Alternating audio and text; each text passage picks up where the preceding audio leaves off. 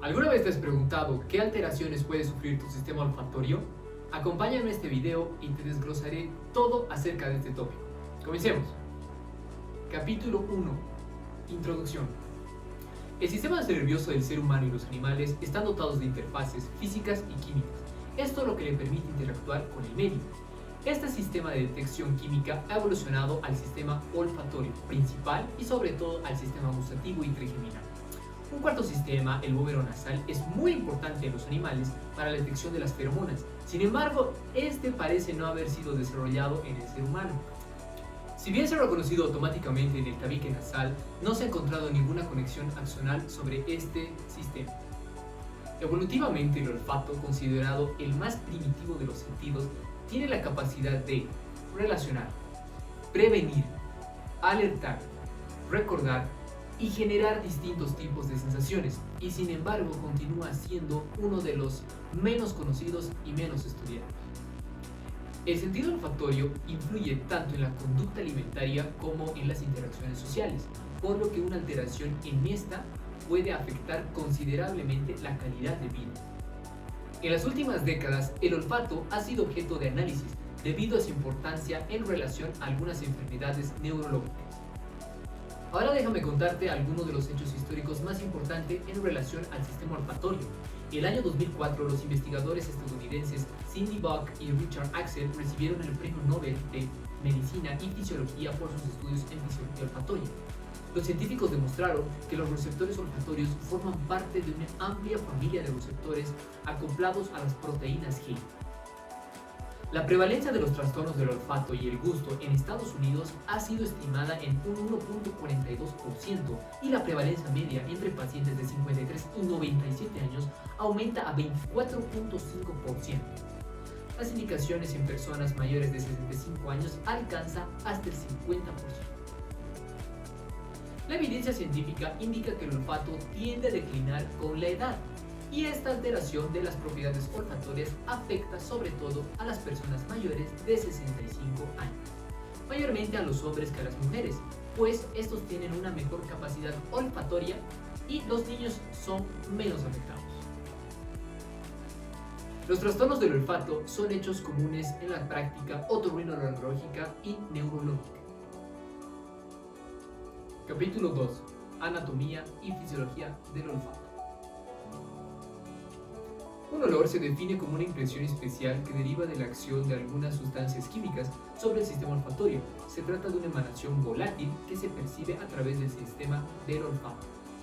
Durante la inspiración, las moléculas odoríferas penetran en la cavidad nasal. Solo el 10% del aire pasa por la hendidura olfatoria, y la capacidad de detectar las moléculas dependerá entonces de la velocidad del flujo y la hidrosolubilidad de estas. En cuanto a las propiedades del transporte aéreo, depende poco de las características anatómicas nasales. Es por esto que la cirugía para mejorar muchas veces la ventilación nasal no siempre mejorará el olfato.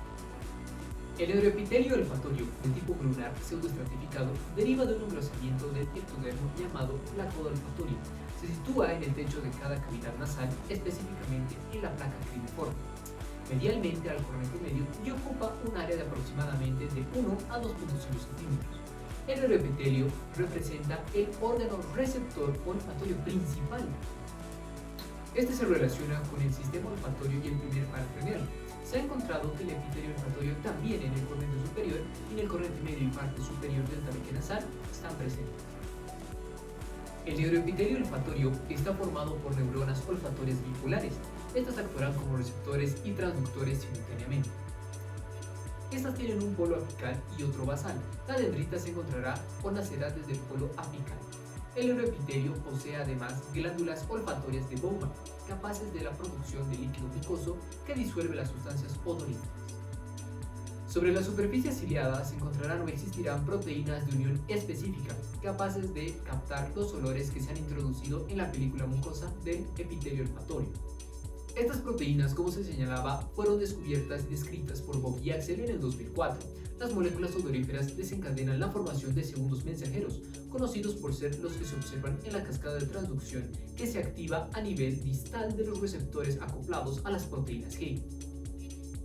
Estos investigadores identificaron genes relacionados con el olfato.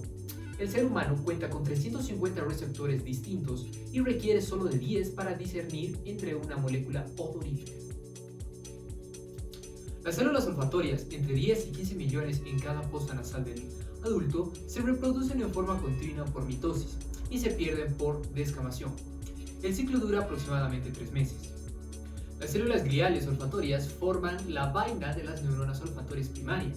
Los axógenes de las neuronas olfatorias se agrupan en cerca de 20 fascículos que luego formarán los nervios olfatorios y estos entrarán en la cavidad nasal a través de la lámina cribiforme del etmoides, continuando así hacia el bulbo olfatorio, hacia los llamados glomérulos. Las células principales del bulbo olfatorio terminan en las áreas olfatorias primarias, para la apreciación subjetiva de los olores, para luego así establecer una conexión con otras zonas encefálicas para las respuestas emocionales o sobre todo viscerales frente a estímulos. Esta cuenta con un centro especializado para el sentido del olfato. La percepción de los aromas entonces resultará de una combinación de la activación del olfato por componentes odoríferos liberado en la nasofaringe, el gusto y las sensaciones somatosensibles para la textura, el calor y el frío. Es por esto que existe una estrecha relación entre el olfato y el gusto. En los pacientes con obstrucción nasal de cualquier etiología se alteran no solo el olfato sino también el gusto. Por lo general, la pérdida del gusto se debe a la pérdida de la función olfatoria retronasal más que a una disminución del gusto. Las sensaciones somatosensoriales de la mucosa nasal, como el calor, el frío y la irritación, son mediadas por el sistema del nervio trigémino. Este contribuye a la percepción de los olores indirectamente, pero juega un rol esencial en los sistemas de alerta que permiten defenderse de las agresiones del medio ambiente, como por ejemplo las emanaciones del dióxido de carbono. La interacción entre el sistema olfatorio y trigeminal es de suma importancia en los pacientes con trastornos olfatorios. La disminución del olfato se acompaña de una disminución de la respuesta del trigémino. Capítulo 3. Clasificación de los trastornos del olfato. Las causas pueden ser no solo las patológicas nasales, inflamatorias, tumorales, que estas pueden ocasionar trastornos del olfato, sino también patologías generales, como trastornos endocrinos, inhalación de productos tóxicos e industriales, enfermedades neurológicas, drogas de distintos tipos, nutricionales, metabólicas y finalmente psiquiátricas. Ahora déjame darte las causas de los trastornos olfatorios. Drogas y medicamentos. En cuanto a las endócrinas tenemos al síndrome de Cushing, al hipotiroidismo, al pseudo-hipoparatiroidismo, a la insuficiencia adenocortical. En cuanto a las sustancias industriales tenemos polvos, metales volátiles, o acetona, benceno, cromo, solventes de pinturas, tricloretileno y especias. En cuanto a las enfermedades nasales tendremos a la rinitis alérgica, sinusitis, pólipos nasales, rinitis atrófica, pérdida olfatoria por infección viral o la postraumática, incluso la nasoperatoria. En cuanto a las tumorales tendremos a lesiones intracraneales como el meningioma o el glioma y las intranasales como el estesioneuroblastoma o el adenocarcinoma. Luego en las enfermedades neurológicas podemos tener a la afección de Alzheimer o el Parkinson. En las clasificaciones psiquiátricas y por último las clasificaciones nutricionales y metabólicas.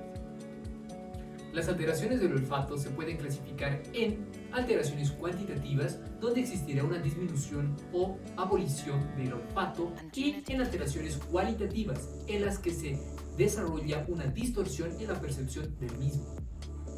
Los trastornos cuantitativos, a su vez, podrán clasificarse según la localización de la lesión en transmisivos o conductivos. Cualquier alteración que impida la llegada de odorreceptores al epitelio olfatorio. En perceptivos, donde se encontrará una alteración a nivel del epitelio, la vía nerviosa o la a nivel central. Mixtas, en las cuales se encontrará una mezcla de las dos anteriores, e idiopáticas cuando no se puede identificar el nivel lesional. A su vez, las alteraciones del olfato pueden ser transitorias, como en las causas de rinitis o patología inflamatoria de la mucosa nasal, o permanentes, las cuales pueden ser causadas por patología tumoral, traumatismos o incluso lesiones a nivel del sistema nervioso central. Ahora hablemos de las alteraciones cuantitativas. Refiriéndonos a las anosmias o las hiposmias, tenemos que los términos de estas se definen como la pérdida total de la capacidad olfativa, como la disminución cuantitativa del umbral olfatoria respectivamente. A su vez, las anomalías pueden clasificarse en anosmias de transmisión, conducción y las neurosensoriales.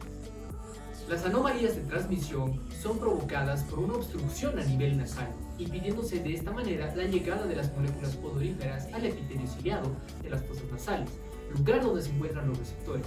Este es el caso de las rinitis, poliposis, malformaciones nasales, desviaciones septales. En cuanto a las anomalías neurosensoriales, se desarrolla cuando la lesión se localiza en cualquier punto de la vía nerviosa entre el epitelio olfativo y la corteza cerebral. Este tipo de patología a su vez se subdividirá en 3 grupos dependiendo de su localización. De esta manera, si la lesión afectada se encuentra en el epitelio sensorial, esta se denominará como una anosmia epitelial. En cambio, si la lesión se localiza en los fascículos del primer par craneal, corresponderá a una anosmia retroepitelial. En cambio, si la lesión afecta al bulbo olfatorio, el tracto olfatorio lateral, las áreas paleocorticales, el neocórtex olfatorio o sus interconexiones, se denominará una anosmia central. Ahora déjame comentarte acerca de las alteraciones cualitativas. Tendremos la parosmia. La parosmia corresponde a una interpretación de un olor agradable como desagradable. Estas suelen aparecer en cuadros psicóticos, tumores o incluso epilepsia. Ahora hablemos de la cacosmia. Esta alteración corresponde a una percepción de un olor desagradable ocasionado en el organismo sin que existan moléculas olorosas en el ambiente. Como siguiente trastorno tenemos a la pantosmia. Esta es una alteración olfatoria en la cual se presenta un estímulo con ausencia de este. También se la denomina como alucinación olfatoria. La osmofobia consiste en presentar una reacción de miedo ante la presencia de determinados olores como consecuencia de una experiencia vital. Déjame comentarte que la cacosmia y la parosmia se las conoce también como disosmias. Por último, la disminución de la capacidad olfatoria con la edad se denominará como presbiosmia. Capítulo 4. Diagnóstico. Y bueno, habiendo terminado toda la parte teórica, es momento que me acompañes a la parte práctica. Déjame enseñarte acerca todo sobre la historia clínica y el examen físico. ¡Comencemos!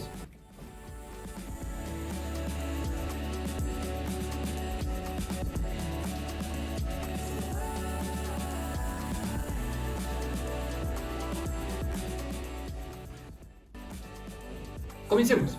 En la análisis se debe consultar por antecedentes patológicas personales y familiares del paciente, momento de la aparición de los síntomas, intensidad sintomatológica asociada, inicio agudo o gradual, antecedentes de trauma craneal o infecciones virales que generalmente producen pérdida súbita del olfato, a diferencia de las rinitis alérgicas, pólipos nasales o tumores que se relacionan con la sintomatología de mayor gradualidad. Los síntomas intermitentes pueden ser explicados por rinitis alérgica, y esto cabe destacar que síntomas asociados tales como la cefalea y trastornos del comportamiento podrían indicar problemas derivados del sistema nervioso central. Entre los antecedentes es importante siempre consultar sobre posibles exposiciones ocupacionales. Me refiero a sustancias químicas y tóxicas por hábito tabáquico y por consumo de fármacos o drogas.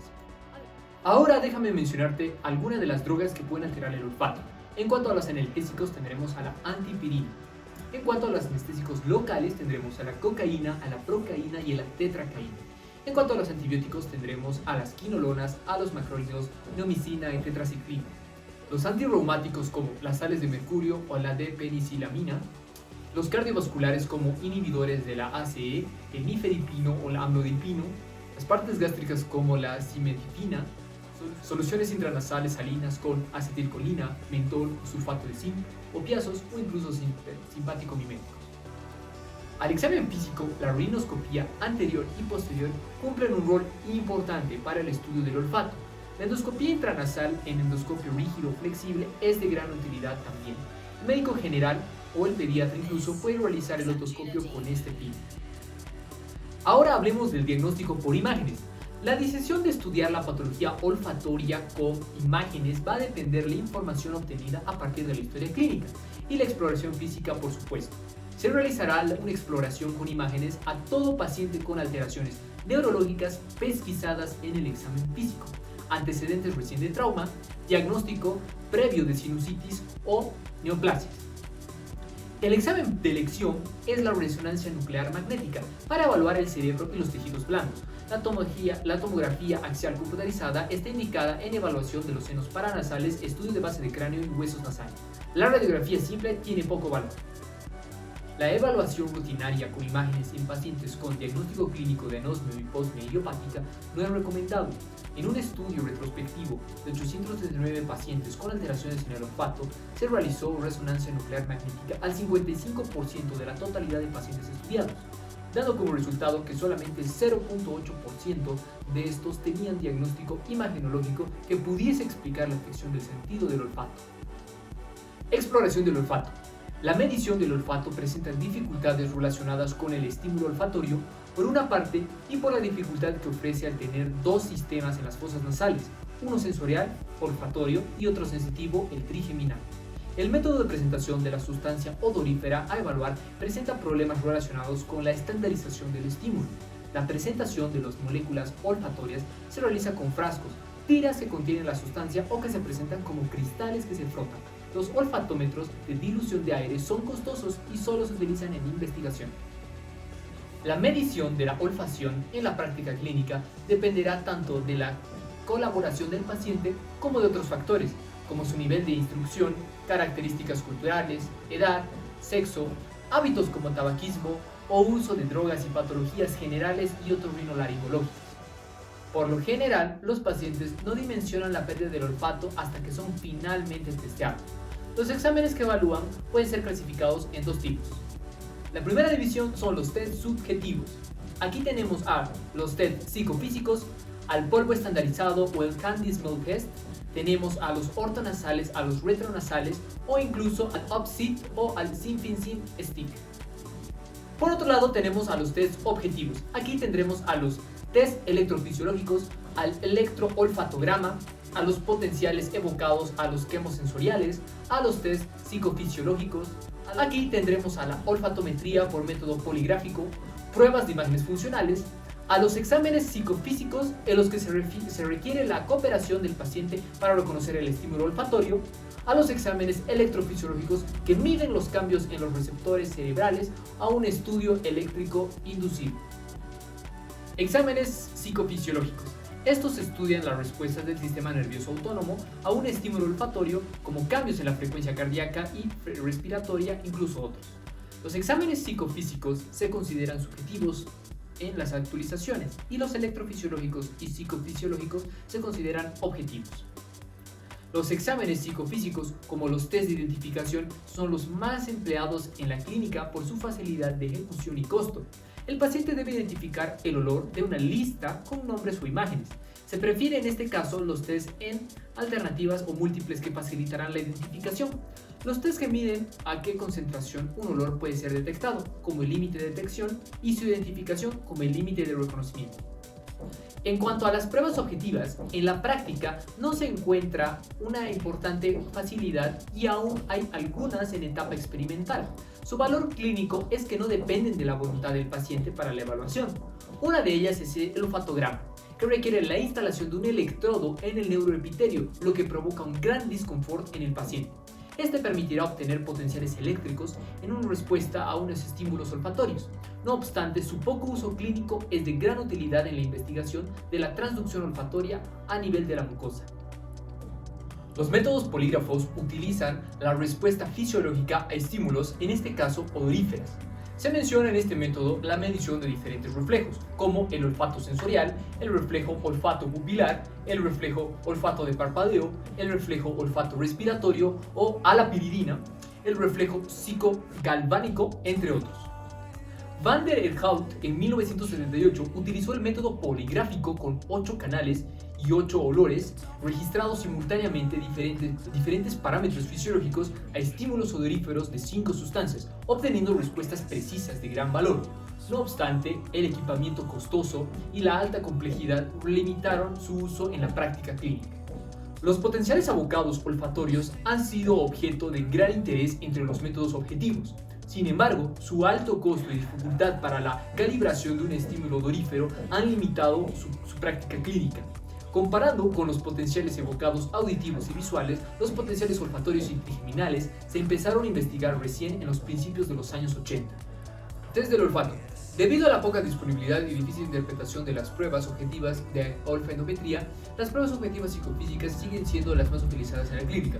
Entre los test más populares podemos mencionar el test OPSI, que es el test de investigación del olfato de la Universidad de Pensilvania, y el Sniffing Stick Test. El test OPSI fue creado y utilizado en un comienzo de los Estados Unidos, pero hoy en día es la prueba más utilizada en el mundo. Consiste en una serie de 40 olores que están microencapsulados y deben ser raspados para identificarlos. Raspa y huela. El paciente debe elegir entre 4 alternativas por cada fragancia, aquella que parezca más acorde al olor que percibió. El test ha sido estandarizado con grandes series de subjetivos personales. Un valor cercano al 25%, es decir, de 10 de 40, indica generalmente hiposmia severa o anosmia. Un porcentaje menor indica exageración cuando se está evaluando una incapacidad. Versiones más simples como la prueba breve de identificación del olfato, Rick Smith Identification Test, que contienen 12 sustancias, y la prueba del olfato de bolsillo, Pocket Smell Test, que contiene solo 3 aromas y que sepa cómo presentan, reemplazando por una prueba de 4 aromas de las 2 versiones. Prueba A: chocolate, frutilla, humo, cuero. Y prueba B: como jabón, una cebolla, gas natural, etc.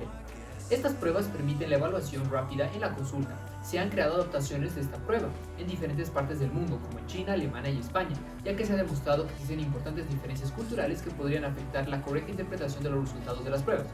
La prueba Sniffing Stick Test, creado por Hamel en Alemania y ampliamente usada en Europa desde 1996, emplea la modalidad de 12 y 16 lápices aromáticos. El Screening 12 Test consiste en 12 lápices que contienen esencias de olores disueltos en polipropileno, glicol, y que se presenta al paciente a 2 centímetros de las fosas nasales, de manera que ésta puede señalarlo entre 4 alternativas que se le ofrecen.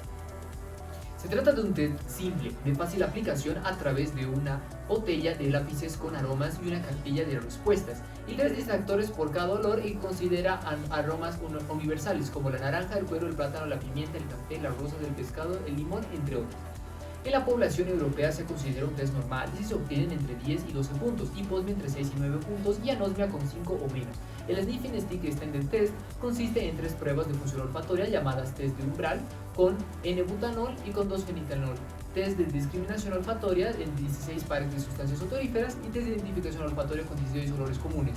En estos se ofrecen alternativas de selección múltiple. Es importante destacar que ambas pruebas OPSI y Sniffing Stick fueron creadas y probadas en población no hispana, por lo que podría tener menor calidez.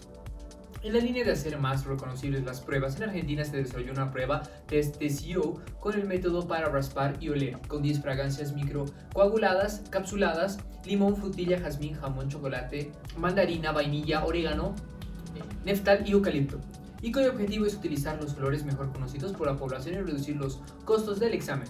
Otros tests deben estar igualmente disponibles en el comercio, como el San Diego Odor Identification Test (SNOID). En el marco una iniciativa del Instituto Nacional de los Estados Unidos, se creó herramientas de medición libres de patentes que fueran usadas por investigación y clínicas en el estudio de funciones cognitivas sensoriales, motoras y emocionales entre 3 y 85 años de edad. OPSI y SDOIT forman parte de esta batería de estudios de olfato. Finalmente debemos mencionar la evaluación olfatoria retronasal, que puede realizarse con polvo odorizado estandarizado que presenta en la cavidad oral, evitando el estímulo ortonasal o el gustatorio. Otra alternativa es el Candy Smell Test con caramelos aromatizados con sorbitol. Las pruebas retronasal se pueden revelar normalmente o levemente alteradas, mientras y el olfato medio por vía ortonasal está servilmente comprometido. Esto justifica que la evaluación retronasal debería formar parte de la evaluación del olfato. Los test cuantitativos de la función olfatoria son esenciales para valorar la intensidad de la alteración, considerar la naturaleza específica del problema, controlar los cambios en el tiempo producido del uso de medicamentos, cirugía intervencionistas inmunológicas o cirugía, detectar tumores malignos y certificar una discapacidad. La patología del olfato y en general las afecciones que comprometen los sentidos químicos son afecciones muy frecuentes. Se trata de patología poco conocida, subdiagnosticada y no tratada, y que puede ser muy incapacitante. Los síntomas no deben ser considerados como menores. A la disminución del placer por la comida, la falta de olfato y gusto pueden poner la salud y la vida del paciente en riesgo al no detectar sabores peligrosos u olores como el humo o escape de gases, siendo la disminución del olfato frecuente y previa en enfermedades como el Parkinson o el Alzheimer. Su estado ha sido interiores para el diagnóstico precoz de esta enfermedad y también para diferenciar una enfermedad primaria de una reacción transitoria o fármacos en estos pacientes. Se debe tener en cuenta que se trata de una patología multifactorial, la cual debe ser abordada multidisciplinariamente con especial énfasis en posibles sustancias, los signos y síntomas neurológicos. Es importante por eso su diagnóstico, una adecuada y detallada historia clínica, debido a que dependiendo de la tempranidad y aparición en el tiempo de los diferentes síntomas, será posible orientar las posibles etiologías de una patología olfatoria. Un posterior examen físico a través de rinoscopía podrá orientar en relación a causas locales de hiposmia o anosmia. El estudio del olfato debería realizarse simultáneamente con la evaluación del gusto, test de sabores básicos o electrogustometría. El estudio del sistema del trigémino aún es difícil de evaluar y solo se realiza en centros de investigación. Por su costo, accesibilidad y facilidad de ejecución, las pruebas subjetivas como el OPSI o el Sniffing Stick y otras son de elección, como la limitación de su uso en niños y personas con trastornos neurológicos o psiquiátricos. El estudio PRPO debería formar parte del arsenal diagnóstico cuando sea posible acceder a él, ya que su costo es aún alto. El estudio imagenológico en el estudio de las patologías del olfato se justifica solo si el paciente presenta antecedentes de trauma, neoplasias o sintomatología neurológica pesquisada durante el examen físico.